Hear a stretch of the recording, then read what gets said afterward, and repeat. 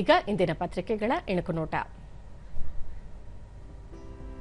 20ರಂದು ಮುಂಗಾರು ಅಧಿವೇಶನ ಶುರು. ಒಟ್ಟು 19 ಕಲಾಪಗಳ ಸಾಧ್ಯತೆ. ಜಿದ್ದಾಜಿದ್ದಿಗೆ ಸಾಕ್ಷಿಯಾಗಲಿರುವ ಸಂಸತ್ತು.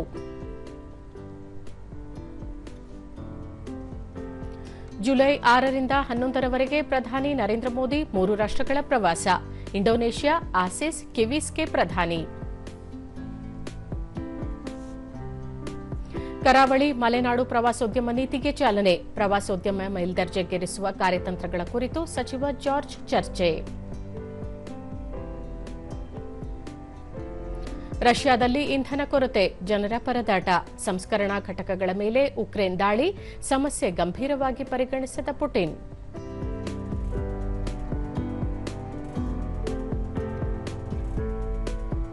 ಎರಡನೇ ಟಿ20 ಪಂದ್ಯ ಇಂದು ಭಾರತ ಇಂಗ್ಲೆಂಡ್ ಹಣಾಹಣಿ. ಪಾದಾರ್ಪಣೆಯ ನಿರೀಕ್ಷೆಯಲ್ಲಿ ಸೂರ್ಯವಂಶಿ.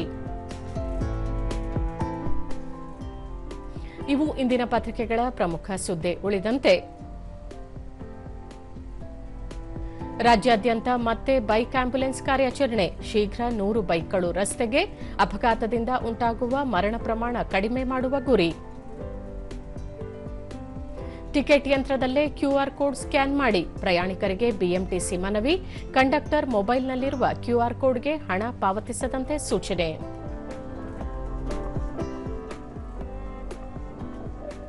ಮಳೆ ಕೊರತೆ, ಪರ್ಯಾಯ ಬೆಳೆಗಳತ್ತ ಚಿತ್ತ. ಕೃಷಿ ಇಲಾಖೆ ಅಗತ್ಯ ಸಿದ್ಧತೆ. ಬೆಳೆ ವಿಮೆ ಕಡ್ಡಾಯವಾಗಿ ಮಾಡಿಸಲು ರೈತರಲ್ಲಿ ಜಾಗೃತಿ. ಯುರೋಪಿನಾದ್ಯಂತ ಹೀಟ್ ವೇವ್ ರಣಕೇಕೆ. ಫ್ರಾನ್ಸ್ನಲ್ಲಿ 15 ದಿನಗಳಲ್ಲಿ 16 ಹೆಚ್ಚು ಸಾವು. ಹಿರಿಯ ನಾಗರಿಕರು ಹೆಚ್ಚು ಬಲಿ. ಕಾಲ್ಚೆಂಡಿನ ಸಮರ. ಕ್ರೊಯೇಷಿಯಾಗೆ ಪೋರ್ಚುಗಲ್ ಪಂಚ್. ರೊನಾಲ್ಡೋ ಪೆನಾಲ್ಟಿ ಅಬ್ಬರ. ಕೊನೆ ಕ್ಷಣದಲ್ಲಿ ಗೆನ್ಸಾಲೋ ಮಿಂಚು.